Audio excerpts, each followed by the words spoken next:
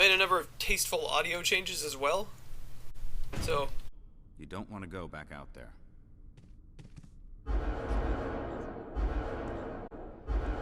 Chris? Shit. Jill, go and investigate. I'm going with her.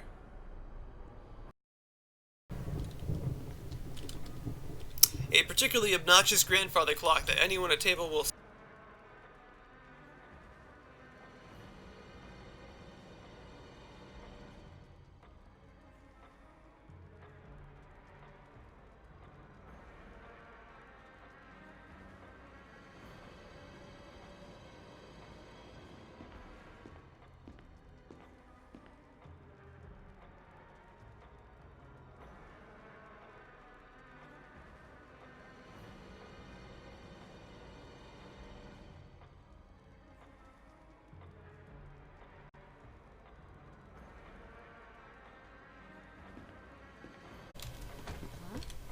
What was that? This part always annoyed me. Barry? You! Freeze! Get away from him, Jill! He's insane! I forgot to mention, firearms are very loud. Because they're supposed to be. What the hell?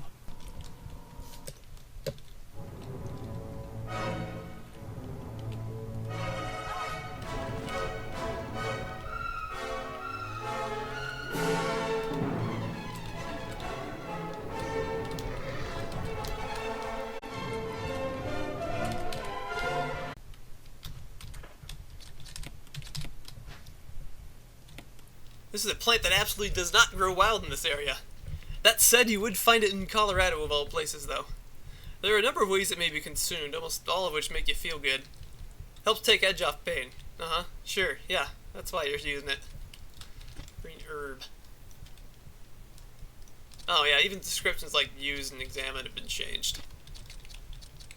Read some stuff. Consult your crudely drawn map. Do a thing. Put object right next to your face and long for your glasses. Violate numerous state and federal possession laws. There we go. A mixture of two green quotation mark herbs, coincidentally and not suspiciously held together in paper. Yeah. Shit. God damn it. Well, I'll take a look here. Now, the arrowhead is a gem of some sort that's probably worth at least $30. You give the room a quick scan for witnesses and nonchalantly pocket the gem. Incriminating evidence of burglary. This has your fingerprints all over it. The arrowhead is made from peridot, sometimes referred to as a poor man's emerald, which is probably a jape referring to Irishmen. A book is fitted perfectly in the indentation. Very perfectly. How'd they do that? You managed to pry it out with your knife. Not pictured. Will you take the Book of Curses? Question mark?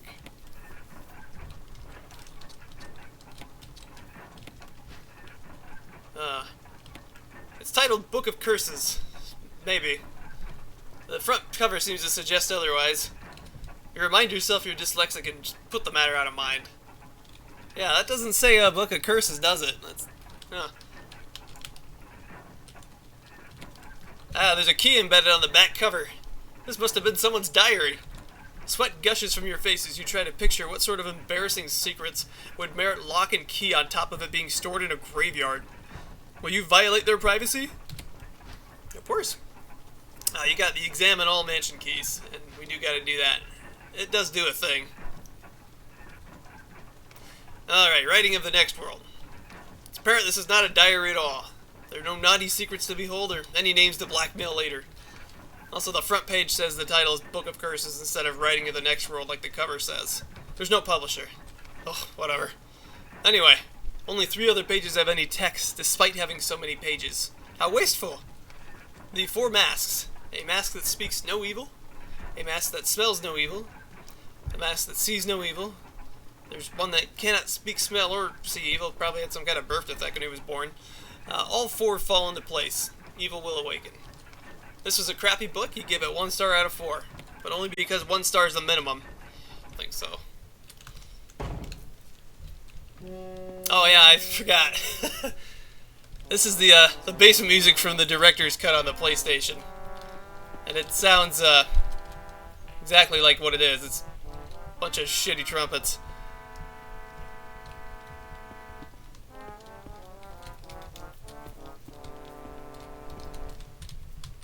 Looks like a hoarder's asshole exploded. You've decided to stop looking at whatever this is immediately.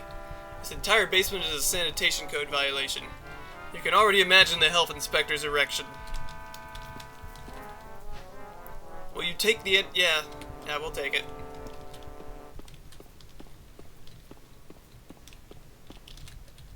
Now, for some reason, it doesn't loop. I don't know why. Every other piece of music I changed does. So this is still the same elevator as before, and trying to get down into it is not going to make it work any better than it did upstairs. Shucks. You're not liking being in this basement and have decided to leave right now. One annoying thing about the basement is when you exit, it triggers that zombie, but for some reason it does this in the original version too. It'll play two pieces of music at once. You don't really notice it if you have the vanilla music though, because the basement's just kind of some idle noise. But you'll notice it's not here. Luckily, it's the only time in the game that does something like that.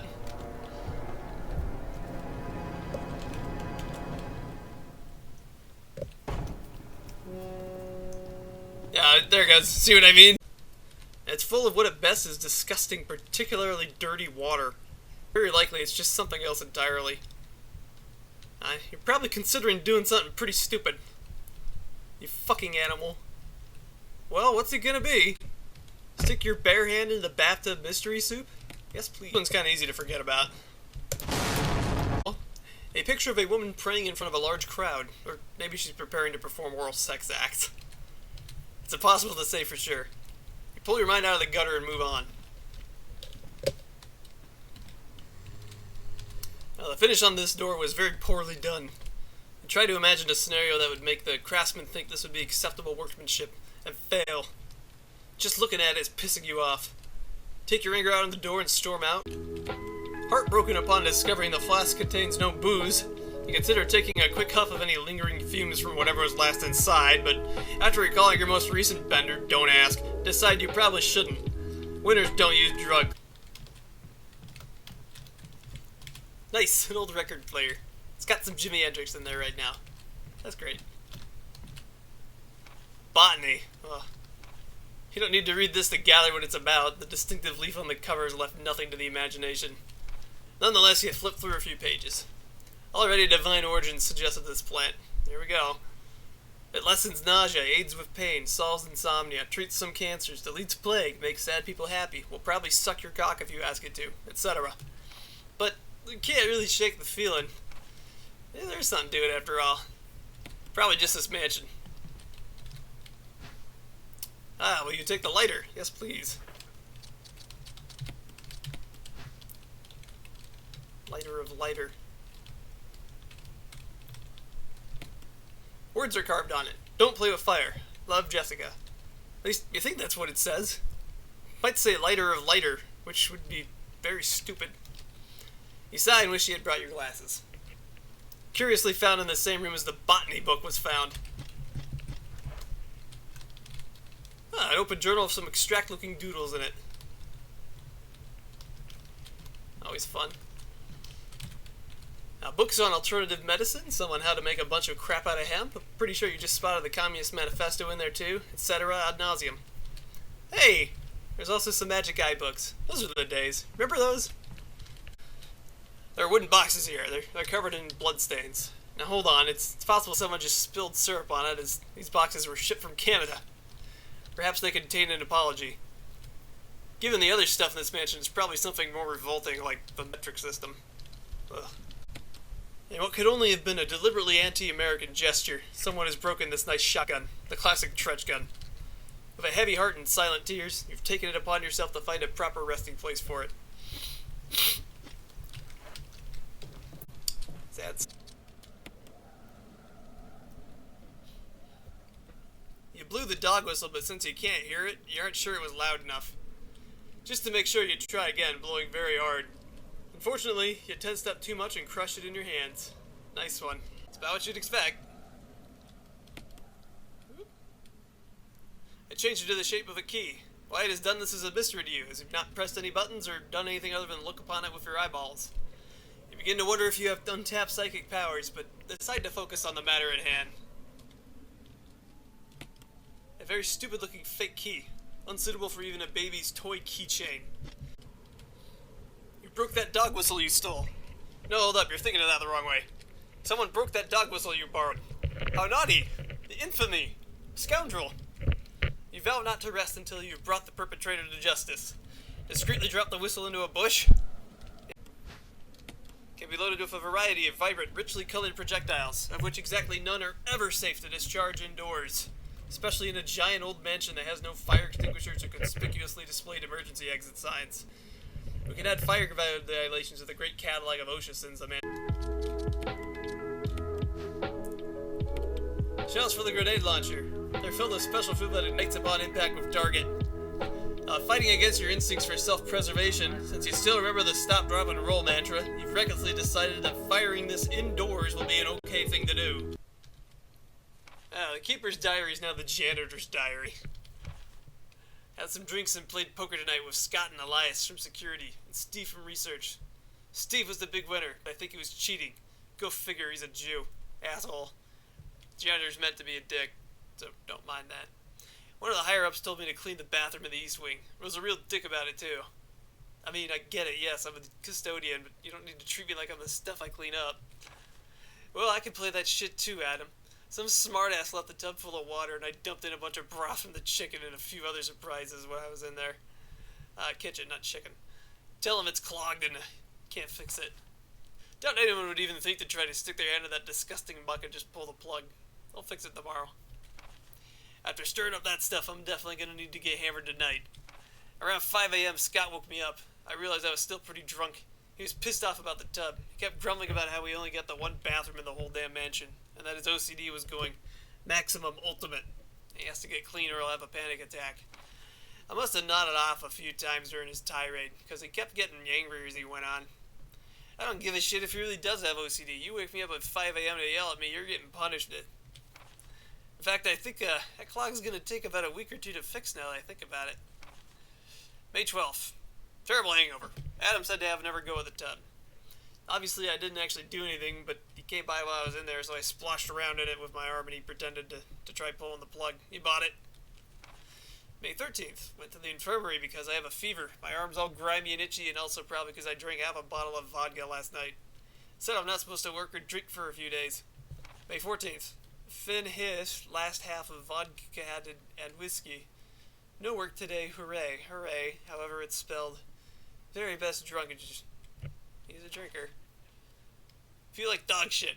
Fever still is bad. Feel pretty dirty, but don't want to walk over to the bathroom. This is supposed to be why do we, not we do we. Only have the one bathroom, and why does it have to be so far? My arm's swollen and looking a lot worse. I scratched and a piece of rotten flesh just fell off. What the hell's happening to me? Fever gone, but dirty. Today, bathtub and drink alcohol. Dirty Scott came, annoying tool, so killed him. Smelly. 4. Hygiene, bath. Instead of itchy, tasty. If I'm right, you can actually sneak through here without triggering that asshole. Nope, not today. Ah, shit. Get it over with!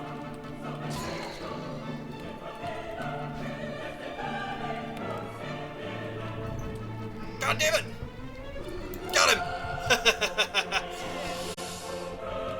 Oh, shit! You fumble around with the key you found in the dining room, trying to jam it in the keyhole, which is not really working. It's very obvious that this key was not meant for this lock, and it's not going to honor any kind of implicit agreement that you're trying to shove it in anyway may suggest to it. But you're pretty sure the right key's not around anyway. Thankfully you had a tetanus vaccine last year, and with no other key available, reluctantly you take the last option available. Even though you know the room's empty, you check to make sure the room's empty. And yeah, you should if you're going to do something like this. Satisfied that no one will see this happen, you, in a crude imitation of a normal person, lick the key as a surrogate for WD-40 and try one more time. This time you manage to cram it in. Success! Ignoring the alarming burning sensation in your mouth, you twist your arm triumphantly in typical key-turning fashion. The key responds to this by immediately breaking the lock without turning. You stare at the broken key handle in your palm with a glassy, soul-seeing expression. Just barely, you manage to choke back tears. Confused and distressed, you shove the door a few times and begin to punch it, over and over and over. Your hands have begun to bleed. You do not care. Finally, determined to exact your revenge, you kick it way too hard, which hurt a lot more than you expected. As you stumble backwards, you clumsily fall on your ass, but notice that kick apparently opened the door. With splinters in your hands, a bruised foot, and probably some kind of mouth disease, you rise, victorious. There's no further use for this key. Yes, get rid of it. Of course I replaced the music.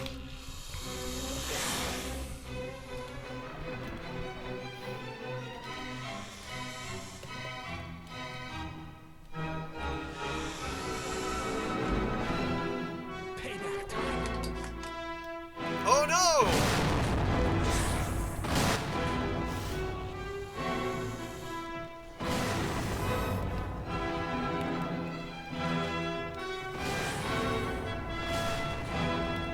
Come on, kill it! Ah! Come on, Richard! Without a nose to prop it up, getting the massive stay on the statue without falling off was quite the conundrum. After the third try, you push it on the statue a bit too hard, and part of the mass crumpled inward into the hole. That did the trick. Alright, that put the shape in the corresponding hole toy you had as a baby really paid for itself. Like the pharaohs of old, this guy apparently was buried with important personal effects, such as this gun. Not sure what he'd do with it in the afterlife, but, But you would probably make better use of it. That would certainly promise to perhaps bring it back, maybe. Clean, with a full cylinder. These are the things you tell yourself as you, a uniformed, duly sworn law enforcement officer, contemplate grave robbery, a felony. But you take the ill-gotten revolver. Yes, please. There's nothing less to do here but flee the scene of the crime. Ill-gotten revolver. Your prize for casting aside society's antiquated conventional sense of morality. A gun! Admittingly, it's a very nice one. One shudders to envision what sort of sacrilege you now would hesitate to profane yourself with.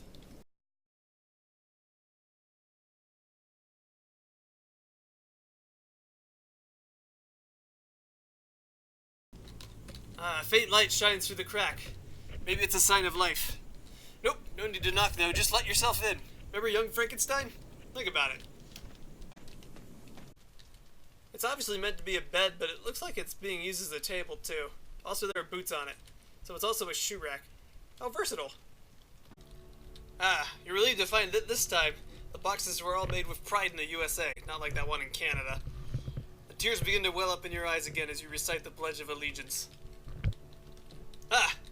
This is an advertisement for a gay bar. Oh shit, I'm sorry. Sorry for what? Our dad had taught us not to be ashamed of our dicks, especially since they're such a good size and all. Yeah, I see that. Daddy gave you good advice.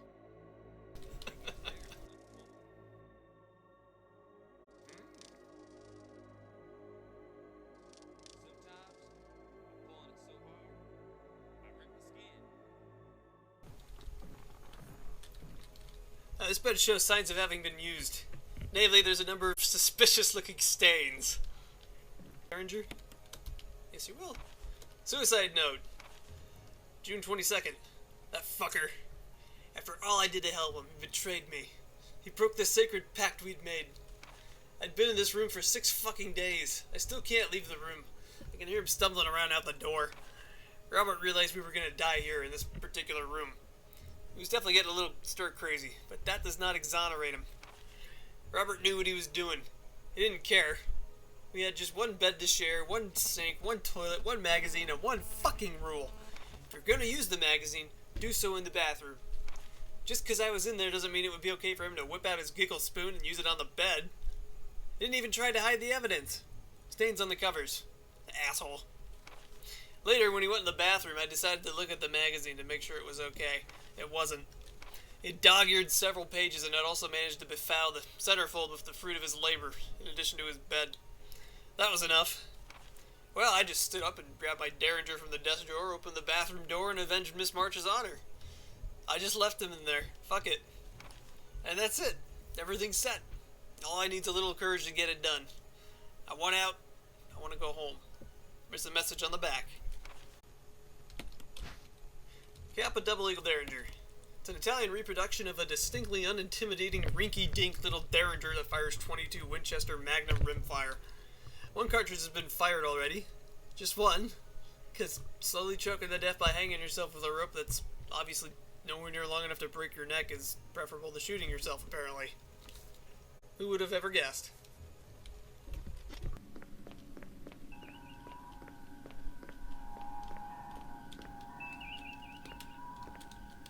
Some expensive looking technology. Wonder if it has solitaire on it.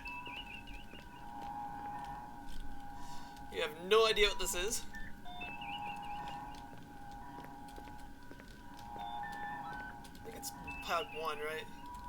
Yeah, valve number 1.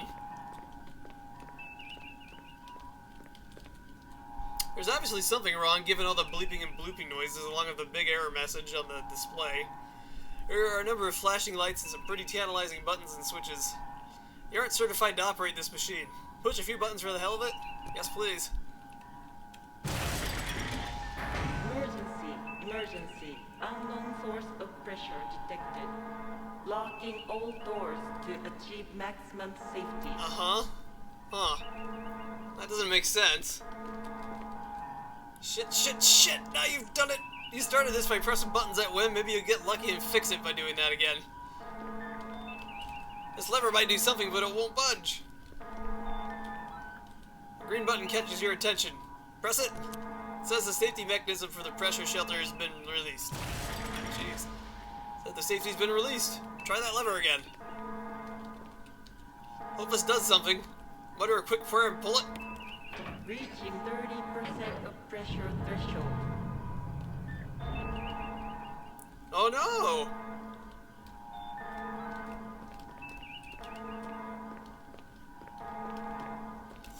Alright. It's valve number 1. Reaching 50% of pressure threshold. Activate emergency drainage system immediately. Wonderful.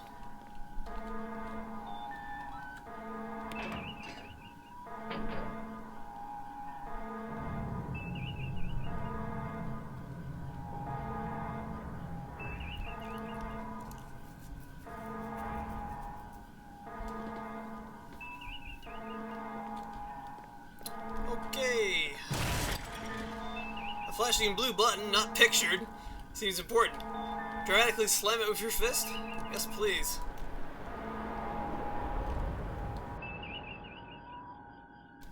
That's the last time you touch any of this shit. Whew. Definitely not touching any other buttons. You curse yourself for touching something you knew you should not have.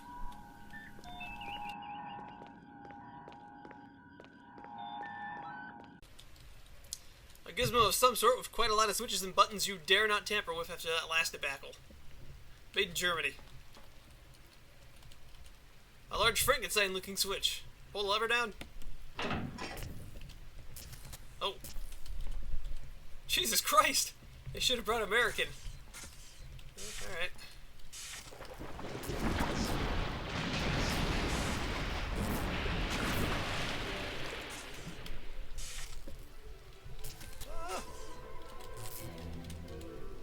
You catch a whiff of the smoke and fruitlessly stare at the alarming sparks.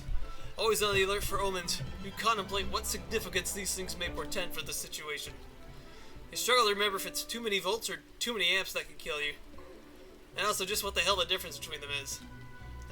No, that wasn't it. Oh, right. Electrons hate each other because they're all so alike.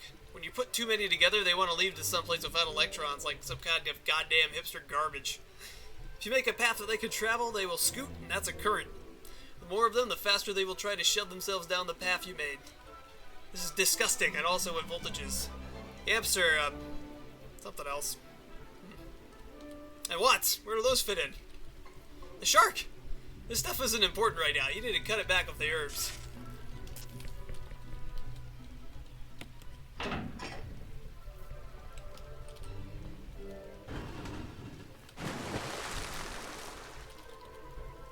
Alright, let's do it!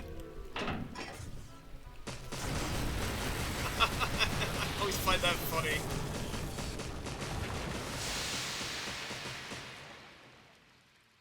Oh my. This time the poor maintenance and unsafe working conditions actually was at your advantage. You congratulate yourself for being so clever. Give yourself a pat on the back. Bad way to go. However, he died fighting with his weapon in hand. Surely a seat in Valhalla awaited him upon arrival. Arrival? Blech. Will you take the insecticide spray? Yes. Ah! No, don't go back there. Are you retarded? Don't answer that.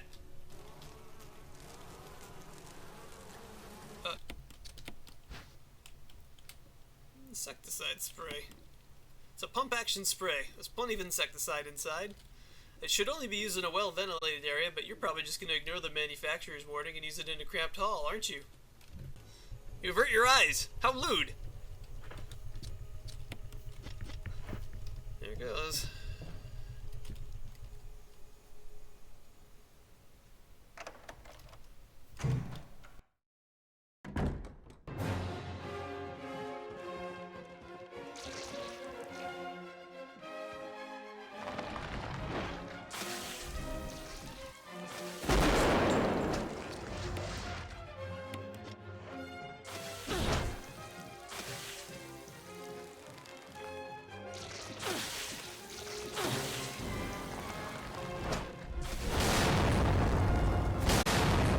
I may actually die, shit.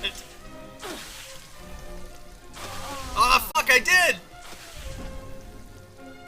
Oh, that was embarrassing.